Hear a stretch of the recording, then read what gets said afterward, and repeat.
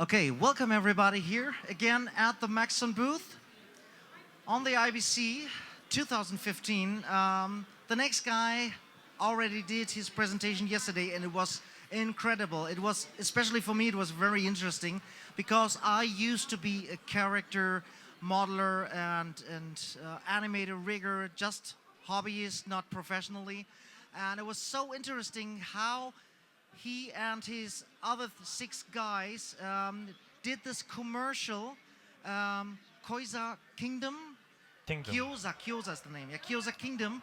It's incredibly cute. It's so well done, nice look, and they did character animation, and they animated robes, and there's a part where some stuff is mixed, and how they achieved with tricks to get this result, this look, in just 3.5 months is pretty amazing.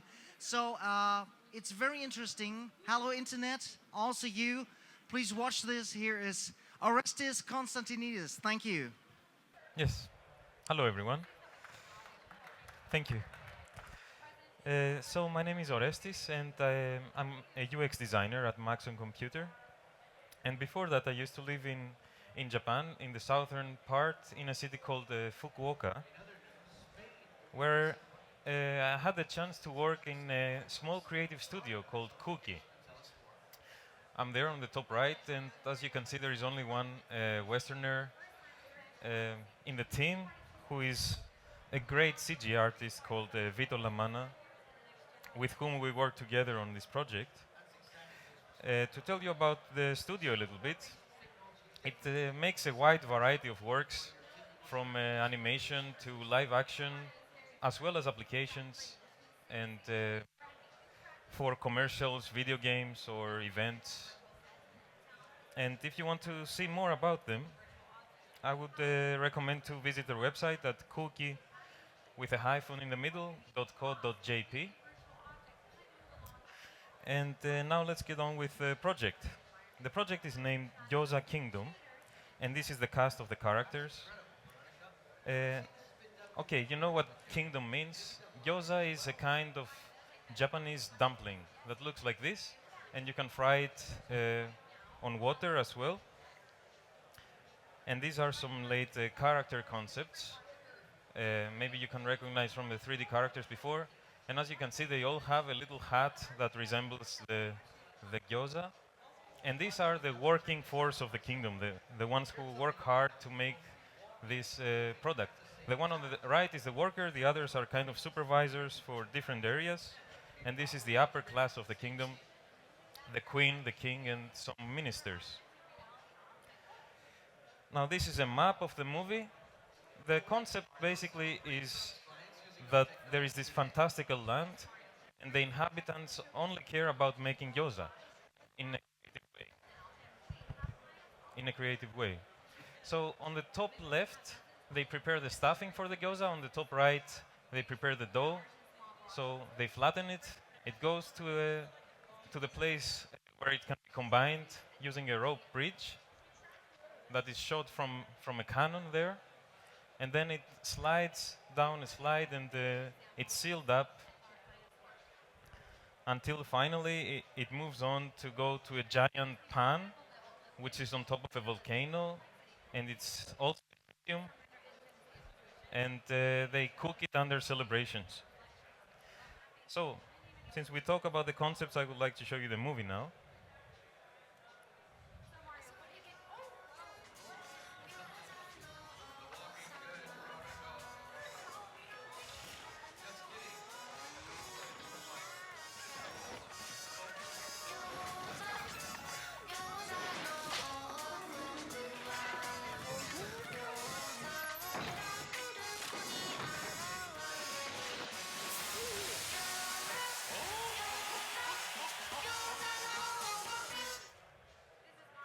Yep.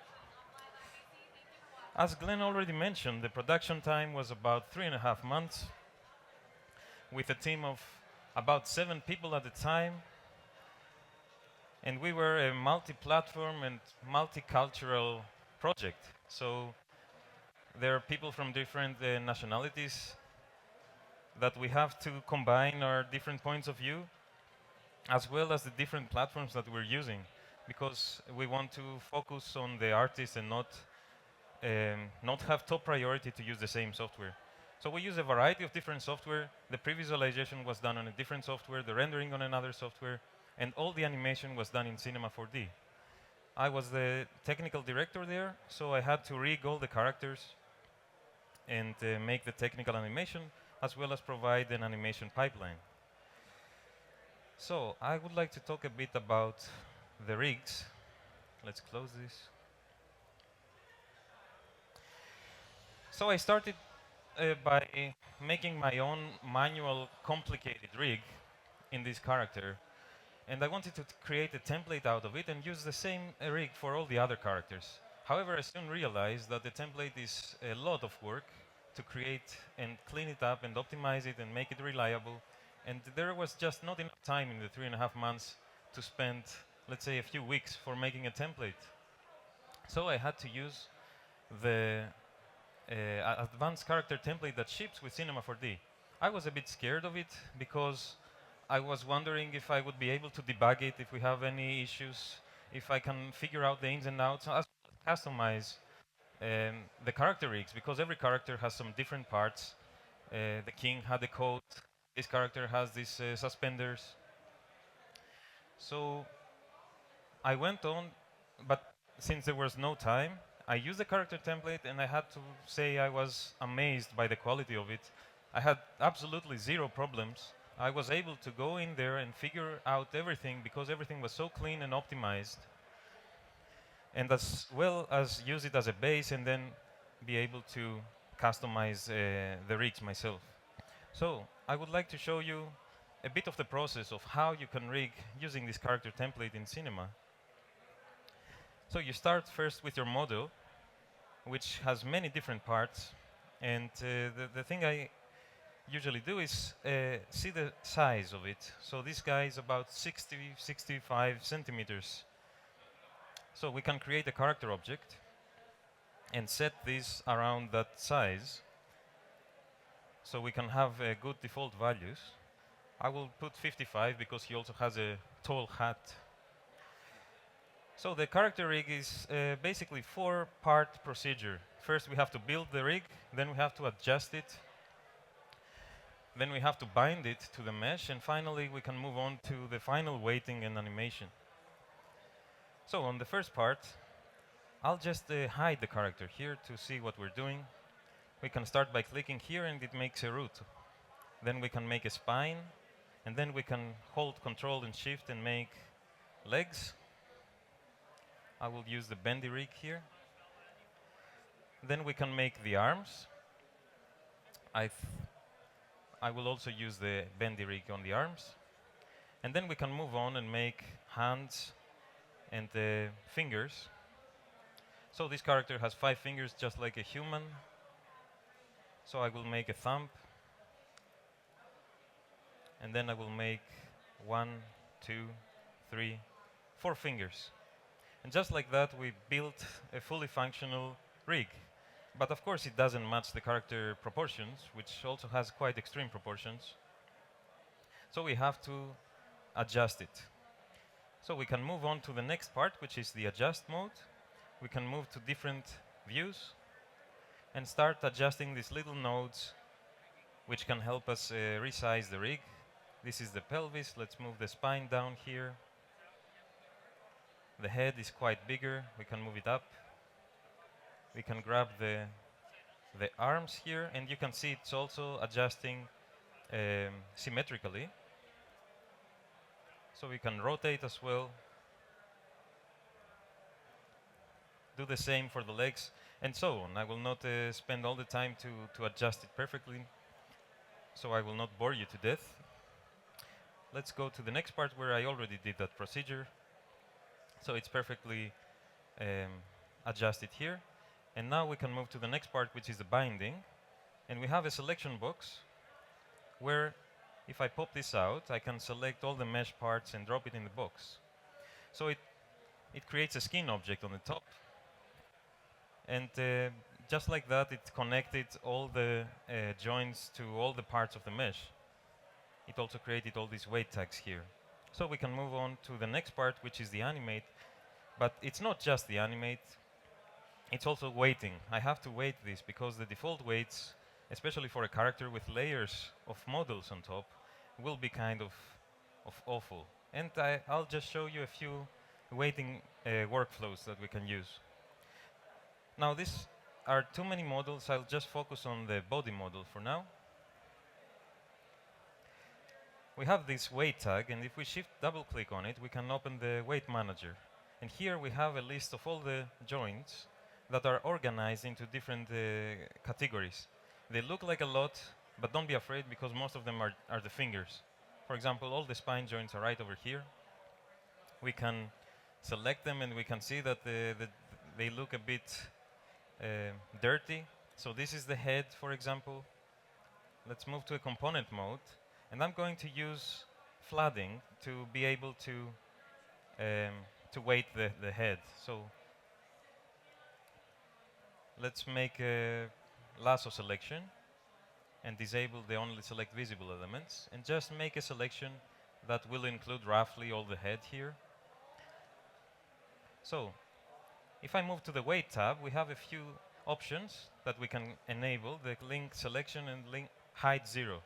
And by doing these two options, I automatically link my selection to this flooding slider here, and it will only work for the selected joint. So I have the head joint selected, and if I drag this slider, it will add this value to this joint. So it will flood the whole head to the head joint. So with this method, I can start cleaning up my weights. Of course, it will not be totally refined, but it will give me a good starting point. So I'm doing a body selection here, and I'm going to use another method, which is, let's select the pelvis and some spine joints. And I'm going to do a targeted auto weighting. So the same thing I did with flooding, I will do with multiple joints using the auto weighting algorithm by enabling the selected points. So by clicking calculate, it will automatically auto weight, but just these joints on just the selected polygons.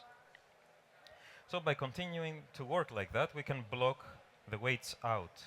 And afterwards, it will be a matter of taking the brush and starting to blend these weights a bit and refining them in an artistic way. I will skip this part because it will take a little time. So this is with the weights already blocked. And if I move the character, you can see it's already looking quite a bit better than the starting one. But you can see the weights are kind of harsh. If I move the hand here also, you can see here in this area that we're getting some rough weighting issues.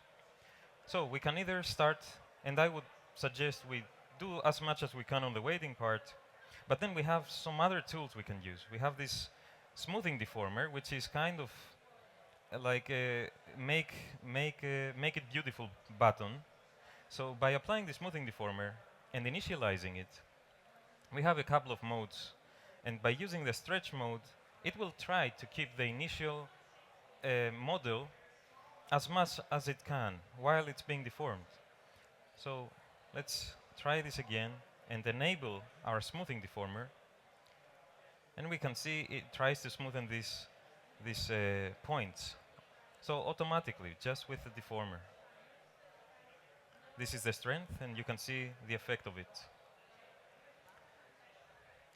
All right, this is looking quite better, but we will have a few issues. For example, the elbow here, it's getting compressed, and I want to fix it.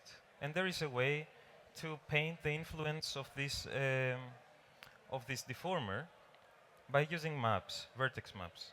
So I already created one where I only painted these points here, and by doing that I indicate where it will retain the stiffness of the mesh instead of trying to make it smooth. So I will add this vertex map to my deformer and increase the stiffness, and you can see that it's growing back to its harsh deformation. But in this case, it's a good thing because it will look like it will have a bone inside there. And you can keep refining your character with these kind of workflows. So I will load the final rig that I had in the movie.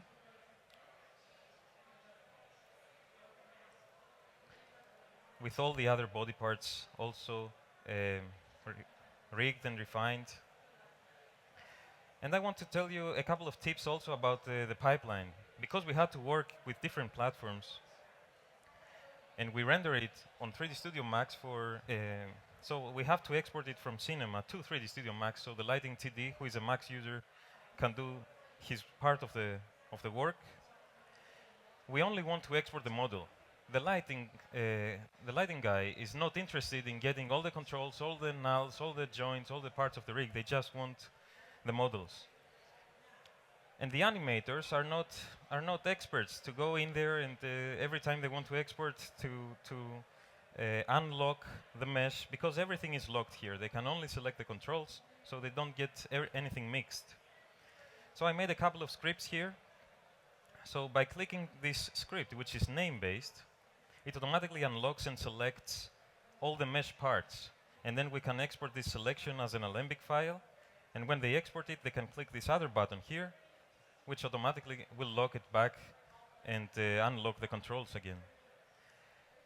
Another tip is in a single scene, let me bring the movie. In a single scene, maybe there are a lot of characters that are exactly the same character. We use the references for it from a single rig to put multiple references in a scene, and the single scene may have a lot of these same characters. So they can easily get confused, like which model belongs to which character, and so on. So we did another thing. If we go in the main control here of the character, I put a naming field where we can change it and say, okay, this is the rope guy alpha, and by clicking this, it automatically will rename all the mesh objects with this prefix, so the other people can know what exactly which objects belong to which character. I would also like to show you another of the rigs to see the kind of differences that it may have. So this is a rig built with the character template. It's one of the female supervisors, and she has a skirt, so we also have to rig that. I use the advanced biped as a base for the body, and then I also rig the skirt on top of that. And if I enable the dynamics, it's a dynamic skirt, so you can see it moving here. So the animator will not have to animate everything by hand. As well as having a few face controls. Now she was visible very little, so we only put very few face controls, but there are some to make her more attractive, of course, and give it a little bit more organic feeling if she moves parts in the face a little bit more. So this is it about the character rigging part. Now I'd like to move on to some of the technical animation of the movie. Now, this movie had a lot of moving things, of course, and I closed the film. Let me open it again. And all these parts need to be animated. Here, the mixer is moving, the ropes are moving, the stuffing inside the mixer moving. So we had to find ways to animate all this stuff. First of all, I'd like to show how we made this stuffing inside the mixer. Now, this has a kind of fluidly look, but I don't think it's so extreme that it will need a dedicated fluid simulation to happen. It's also quite far away. And for this, we can start playing with some of the deformers in Cinema 4D, which I think they're really fun to use, and you can do very creative stuff just by playing with these tools. So here is the mixer. It's doing this kind of animation. And I want to animate this part, which is actually a simple disk. All right, so the first thing that will come to mind is I want this to collide with this moving thing. So I use the collision deformer for it. I will enable it to see the effect. So this is the effect I get just with the collision deformer. Of course, you need some collision objects as well in order to use the collision deformer. So let's solo them so we can see them a little better. So these are the collision objects. It's just half a torus, and I double them, and I offset the animation just a little bit to give it some delay effect when it's changing direction, just so the whole stuffing will have some momentum. So let's hide this again and disable the solo. All right, but of course this is not very convincing. The second thing I added is a push deformer in the middle, and the push deformer is a simple plain effector of mograph that I'm using as a deformer. Now, even though the mograph effectors maybe look like, okay, this is mostly for mograph use, but some of them make excellent deformers, and plane is one of my favorite ones. If I change this to points, I can turn it into a deformer, and at first it's not impressive at all. It's just moving the points in one direction. But this direction is actually the normal direction by default, because we can set this up also. And it becomes interesting if I start using a fall-off. So if I show the deformer here, this is the fall-off of it. And the z parameter is the normal direction. So by this, I'm creating a push deformer. And I can also play with the fall-off types and customize the kind of fall-off it will have. So it has some excellent capabilities. I can do it on the different direction as well. So I use this in the middle of the meat mixer here, the stuffing mixer, to keep the thing procedural. Then I use a couple of more push deformers, which I constrain them to the collision objects. Let me hide the deformers again. So it's creating a little caving to make a little liquid effect. Of course, it's still not convincing. So I keep adding stuff. The same fall-off, the same settings. I just use a random effector as a deformer again to give them some fluidly displacement. A delay effector to smoothen it out a little bit. And a jiggle effector afterwards to make the whole thing to have some organic feeling. Then I subdivide it once, and I'm adding some more displacement. And basically now we have something that we can show. Another detail that I would like to add here is some meat pieces, some pork pieces that the gyoza has, to constrain them on this surface. And this is done almost automatically by adding a mograph cloner and putting some displaced spheres on it. So this is already done. And this concludes the mixer. Let's move on to the next scene. Now, as Glenn already mentioned at the beginning, this movie has a lot of ropes. Again, I close the movie. We can see them in almost every shot. They are constrained here on the surface of the mixer. They are here on the basket with the cannonball. So there are ropes everywhere in this movie, and we need to have good control over these ropes. And I'm going to show you how we can make ropes like that. So first of all, I will start with a simple cylinder. I could do it with whip NURBS, but because I'm exchanging with other software, I want to keep everything stable. The same point count, the same point order, the same UVs. So I will use a real object for it. I will instance it. And then I will clone this instance with a simple array. I could do it with a cloner, but there is no need for this. So I can now control how many of these cylinders I want, and I can control all the settings of the cylinder from this one object. So if I want to increase the subdivision, I can do it here.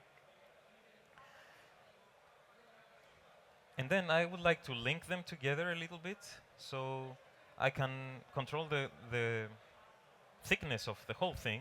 So if I increase it now, you can see the instances are also increased, but not the array.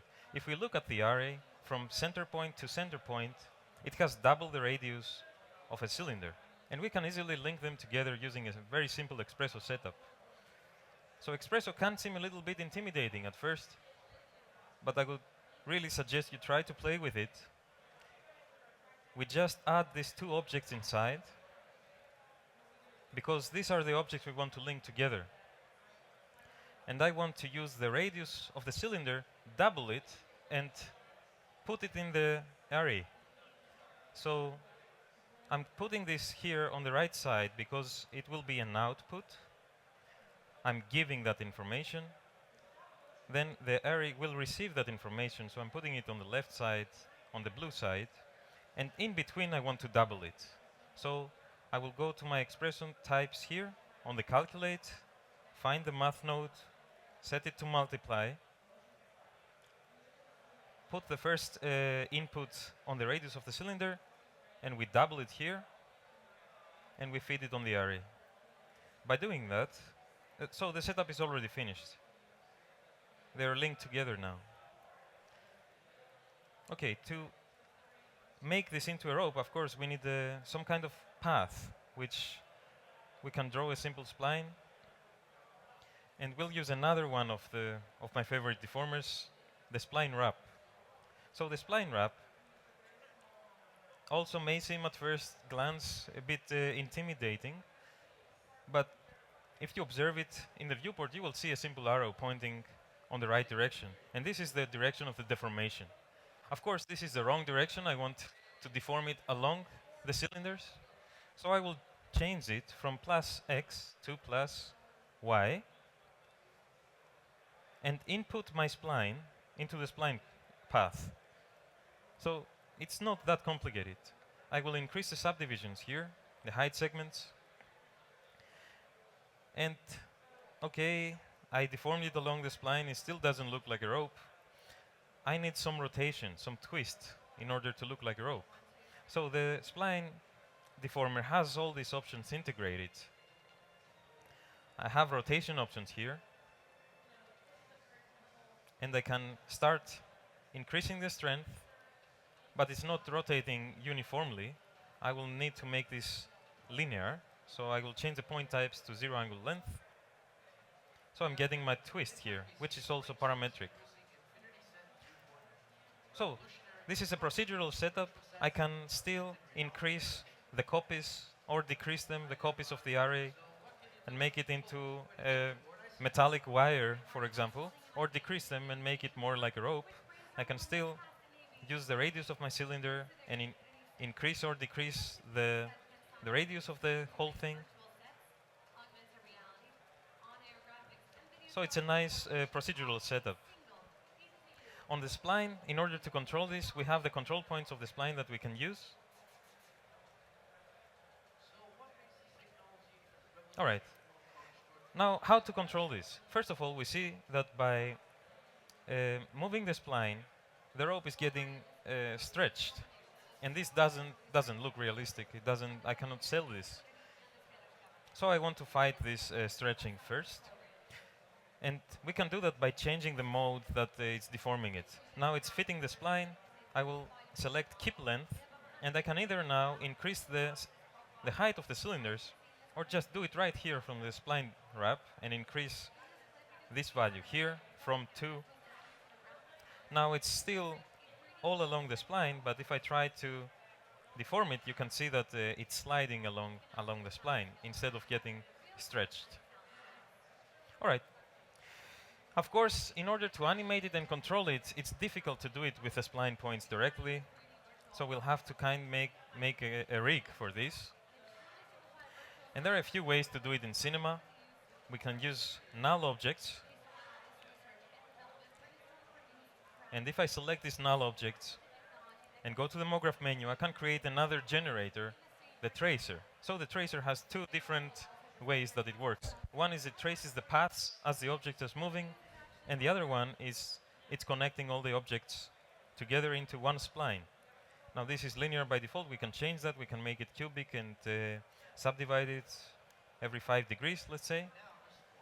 So if I use this as a target now on the spline wrap, we can see that we can control it with these null objects, and I will make them a little visible so we can see them. Let's use a sphere. So by using these objects, we can keyframe them just as any other object. Now the problem is that they don't have tangents like a Bezier spline. So if I move one point, you can see it's moving, it's quite affecting the other parts also. And I cannot control this that great. And there is a workaround we can do about that. I can duplicate this a couple of times to create some fake tangents here. I will name them tangent 1 and tangent 2. And let's see, we're going from the first point to the second to the third.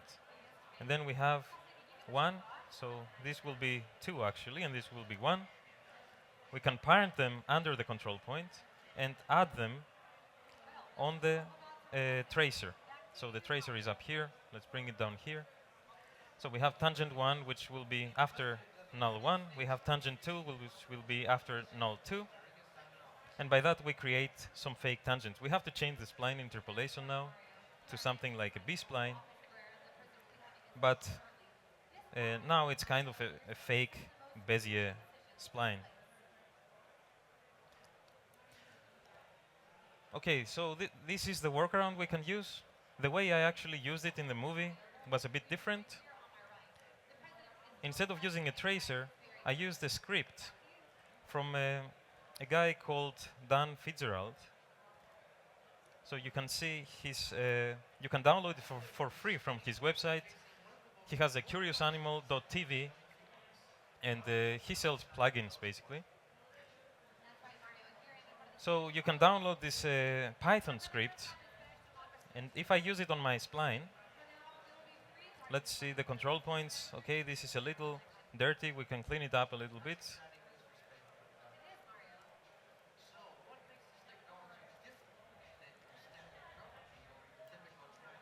So if I use this script,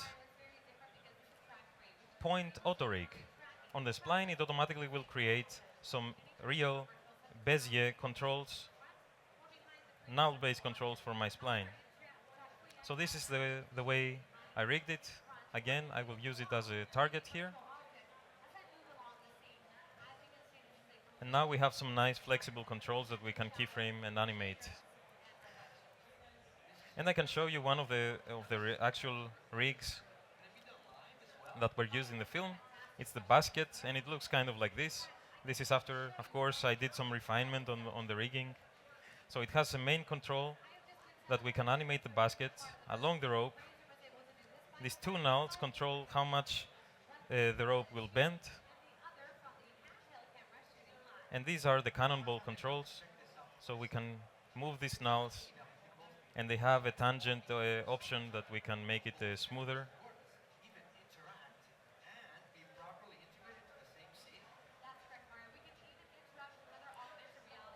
And I rigged most of the rope rigs with these methods. All right. So let's move to the next part. The next part is about the actual gyoza rig. So the gyoza had 3 different rigs. It had the first rig is when the gyoza is flat, and all the workers are holding it. They need to have their hands constrained to the gyoza, as well as the middle stuffing that drops inside.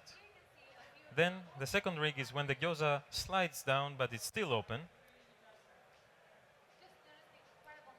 And the final rig is after they seal the gyoza up, So this is the third one. I would like to show you the first one because it's kind of unconventional rig that there is little guidelines on how to go with rigging this. So these are all the controls. The reason I have so many controls is because there are 6 workers that are holding this, and I want to constrain every hand of the worker to every one of these boxes. So basically it has controls, so many controls to make it easier for the animators to have an object to constrain the hands to. Otherwise, I group these 6 workers on these nulls, and by moving this, you can see the kind of effect it has on the dough. I wanted to have these wrinkles, this kind of cloth, kind of deformation. So the same is here for the middle control. I wanted to feel a little more interesting than just a flat polygonal surface. So the way to, I will show you the way to achieve it. It has a few more controls here, like a bend when it goes down the slide, but in general, this is the part I will be showing. In order to achieve this kind of wrinkles, I need to have interesting topology as well. So this is a kind of topology that is suitable for cloth deformations. So let's go on to see how we can make something like that. First of all, I want the topology to be kind of homogeneous. And if I make a disk, which is the first thing I tried, the topology is not homogeneous at all. It's bigger on the outside and it just gets smaller as it gets near the middle. So it's not a suitable topology. The way I did it is I subdivided the cube and I can bring it down and make this whole thing editable. So I'm getting kind of a squarish topology. Now this still has 2 sides, so I can loop select one side and delete it. And then I can loop select again, select the inner polygons, and I'm going to iron them out with the iron tool. So just increasing this 100%, hitting transform a few times, I can make the topology a little bit better. So this is step 1. Let's move on to step 2. We are here at our topology, and a way to make this interesting subdivisions that I had earlier is a trick I learned from University from Kai Pedersen. So I select a bunch of random edges here that are not directly connected. Then I can spin them, and we get this ugly looking topology, but if we subdivide this, we're getting the kind of topology that I showed you earlier. So I can make this editable and start working on it. I will make a middle control for it, so let's select a few points, maybe hide the axis. All right, and I can make a cluster for it. In the character menu, there is a create cluster command. I can run it. I want to freeze the transformations of the control, and now I have this cluster, it moving these points upwards. Now the cluster also has a fall-off option that I can use it to make it a bit better. So I can use a local fall-off option here, decrease the influence, and maybe use a curve to control how the fall-off will look like a bit better. All right. Now, in order to get the kind of wrinkly topology I showed before, I used again a smoothing deformer, like the one I showed you with the character object. Now, the smoothing deformer, after we initialize it, it has one more mode, except the smooth and stretch, which is the relax mode. And this mode tries to keep the polygons intact as their initial shape, and this can create some cloth-like deformations. So if I enable now my cluster, you can see I'm already getting this kind of interesting topology. And the more I increase the iterations, the more it will apply this algorithm. Of course, you will see the problem here is that the points of the mesh are quite far away from my actual control, which is up here. And this is not an intuitive way to control it, because the animator will move it and it will be in a different place. So the way to control this, let's move on to the other one, is to paint some influence for the actual smoothing. So again, I painted the vertex map, and the yellow parts are the ones that the smoothing effector will affect. So in the red parts, it will not affect it at all, and then it has some kind of gradation. And if I try to move it now, you can see that let's delete the previous one. You can see that the deformation is trying to hold on until my control, and still get this interesting deformation from the relaxed deformers. So this is how it looks without the relaxed deformers, and this is how it looks with the relaxed deformers, which I weighted with this map. And I can still rig the fall-off of the cluster to increase the amount of influence. So with these tools, we can achieve some interesting results. Let's move on to the next part. So let's go back to the movie, which I keep closing by mistake for some reason. If we move on this shot after the slide, when the net is trying to grab the gyoza, if I move it slower, you see that when the tension of the ropes hit the dough, it's displacing it, which makes it feel a lot more interesting and organic than just having it as a flat surface. So I wanted to achieve this effect, if possible, and I did, and I can show you how I did it. I will start with a simple sphere here, and let's increase the subdivision so we can have something to displace. And I'm going to draw a simple net using the sketch spline. Now with the new spline tools, we can draw splines on the surface of objects.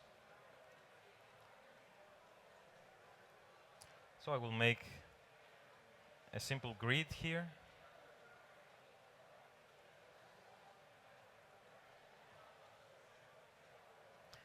All right, so we can pretend that this is part of our net, and maybe we can visualize it a little better. Let's swipe it.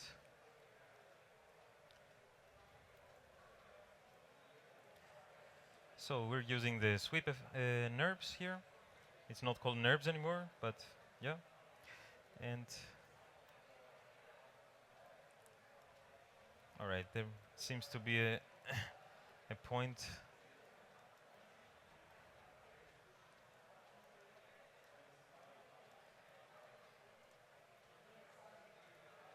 All right. And let's give it a material as well. All right, so for this effect, I will use the plane, the push deformer again, the plane effector, I mean. Let's make it a little thinner, maybe like this. All right, so let's go to the mograph menu, add a plane effector, and switch it to point mode. And again, it's going to displace the sphere. Now we can, it's using the wrong axis, so I want to use the normals axis here. And I'm going to use a fall-off again. So now this is the effect it has. It's a big fall-off. Let's visualize the deformer. So I'm making a push out of the surface. But I want to use this net as a source. So I can choose a different fall-off type, use the source type, and I'm going to use the spline that I'm using for the net. And by default, you may get lost. It's because we have too much sample distance here. So let's decrease this. And it's looking quite ugly because it doesn't have enough sample detail. Let's increase this also. All right, so we're getting something here. We can But it's exactly the inverse effect that I want to take. So let's invert it. Now it's displacing everything but the net. We can play a bit with the fall-off as well, using a spline to make it a little smoother. All right, so this is affecting the mesh in areas that I don't want it to affect. I don't want to displace it back here, just in the front. And the way we can do it is with vertex maps again. So let's decrease it because it's too powerful now. Maybe something like this. So to make a procedural vertex map, I will use, first of all, let's make an empty vertex map. So 0, everything is red. And then I will use the morph tag of the character object. So the pose morph tag is another very powerful tool. It's not just for morphing points and morphing poses, but it can also morph maps as well. So by clicking that, it automatically creates the first pose for me. I can just select my map, select all the points here, and set the vertex weight to 100%. So now it's all yellow. All right, I'm done with that. If I go to animate, by using the slider here, let's just bring out the controls. So by using the slider, I can increase and decrease the strength of the map. But now I want the fall-off to control where exactly it will increase it. And there is a morph deformer which has a fall-off, and I can use it for this purpose. So I add the morph deformer, it automatically will link it to the pose morph tag. And now if I use the morph, the fall-off of this morph deformer, I can control where this fall-off is taking place. So let's go back to our plane deformer and give it a restriction tag. This restriction tag allows us to put this vertex map that I created earlier, and it would restrict the influence of this deformer to that vertex map. So let's drop it here, and you can see that the deformation is now only taking place where my morph deformer's fall-off is. So I can control where exactly this bulging out is happening. Now this doesn't look that great yet. A way to make it more round is to make a second plane deformer, so it will affect the normals of the points after the first plane deformer affected them. So instead of just pushing upwards in linear direction, it will start pushing up as well after the first plane deformer affected them. So it can make a bit more round effect. And if I use polygons instead of points, it will be even smoother. So by controlling the strength of these deformers, I can animate this effect. So exactly when the net hits the mesh, I can animate this and make this nice organic effect that gives an impact to the mesh. I also created this morning, let's go to the Gyoza displays. I created a demo scene with an actual net. It's a little heavy, but you can see it in action. It's not properly animated. It's just a demonstration of this effect. So I'm animating the strength to be increased and decreased a bit to give it a little more jiggly deformation. So this is about that. Let's move on. And we're running out of time. Let's move on to the next one. So the next one is about the slide. If we take a look at the slide here, which I zoomed into a part, when the gyoza is moving over, you can see the planks are being displaced a bit, and the little wheels are rolling when the gyoza goes over the wheel. So whatever wheel it touches, it starts rolling. Now, again, by working with different software, different platforms, this would be much easier if I could model this in Cinema 4D in a non-destructive way, but you suddenly get this model, and it's all one intact mesh that you have to animate. So I have to make it procedural. I already have a proxy animation for the gyoza mesh, and I want to animate these planks and these rollers. All right, so let's hide the gyoza for now. The first thing that comes to mind to break this apart is to put this under a fracture object of mograph. So by putting this under a fracture object, we have an option to explode the polygon islands, that means the polygons that are connected, into different separate objects. So if I start rotating them, you can see everything rotates around the center, but the problem here is they all have the same axis. So the axis is not matching the alignment of the actual object. If I rotate them, you can see they're rotating a little funky. So this one is nicely aligned to the axis by chance. So this one is looking good. But if we take a look at the other one, who is a bit differently aligned, it's not rotating properly. So I need to fix that. Let's see how we can make this into a nice, clean procedural scene. First of all, I will make this editable. It will break all the points here into real objects. The naming is not exactly intuitive, so I just middle-click, select all of them, and rename them as rollers. And we can use the naming tool with the extension here, underscore $n. So the $n, it will name them incrementally. So by hitting replace, it adds an incremental numbering to all these rollers. So far, so good. Now, how to align it to the axis? If I see here, we can see the Y is totally misaligned to this center line that I want. And I want it to be aligned with the surface, with the side surface here of the roller that is flat. In fact, I can select a polygon here, and we have a tool in the axis center menu, the axis center, and we can align the axis of objects based on polygons. So if I hit execute, it automatically aligned the axis of the object correctly. So let's freeze the transformations and rotate it. Now we can see it's rotating cleanly in one direction. All right. Now I want to do this for all the other rollers as well. The problem being is how? How can I select this one polygon in all the rollers? Now, in the other software, of course, they use the same methods to create this model. They still use the same roller. This is obvious. It has probably the same polygon count, the same polygon order.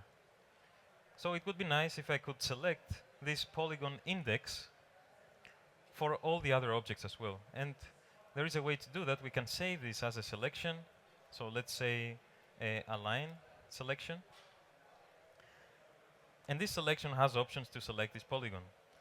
And if we copy this, let's make another object manager here. If we copy this to the parent of all the objects, there is a command if we right-click to copy this tag to all the children. So now all the children has the same tag. I can select them, and I can select the tags also. And now by hitting restore selection, it selected this particular polygon in every single one of the rollers. All right. And now by clicking the other one, the align axis tool, it automatically aligns the axis of all the objects based on those polygons.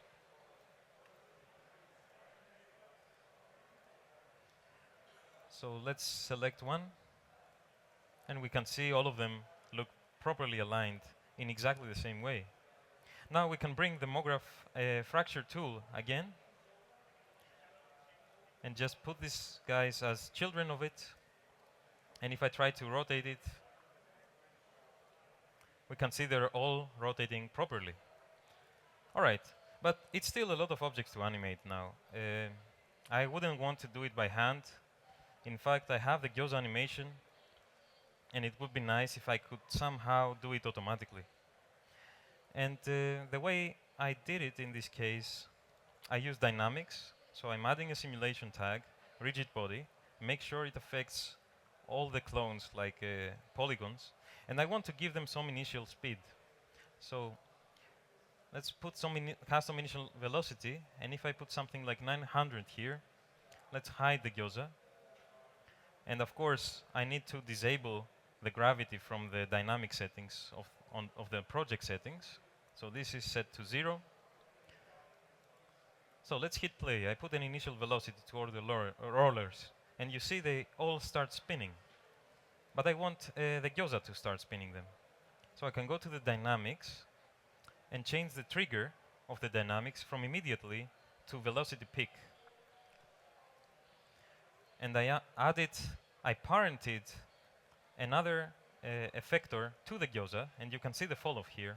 And this effector just rotates whatever it affects a little bit. So whatever goes into this fall off will move a little bit, and because it will move, it will initialize the initial rotation of the dynamics. So let's see the result. It's doing nothing because I haven't put it on the fracture object. So let's put it on the fracture object. Try again. All right. So whatever the fall-off affects, it starts spinning. But it still doesn't look great because it's just spinning and it doesn't stop. It doesn't seem to have any friction. And there is a way to put some friction. If I go to the force, I can put some angular damping in here, so something like 60. And then we see that the rollers trigger immediately, and then they start slowing down, which looks a lot more realistic. So, if I do the same thing for the planks, and I add the same kind of deformers for the planks, so let's bring these other effectors here. So this effector will just push the planks down. I did the same trick with the polygon selection. And now you can see automatically I get the animation I want. Let me enable the dynamics here on the rollers also. So from two models that I got, two rigid models, I ended up with a procedural animation in a matter of minutes using these smart tool sets. And we ran out of time. I would say if you have any questions, maybe we can go to the booth right here, and I will stay here for an hour. You can ask any questions you want. Thank you very much.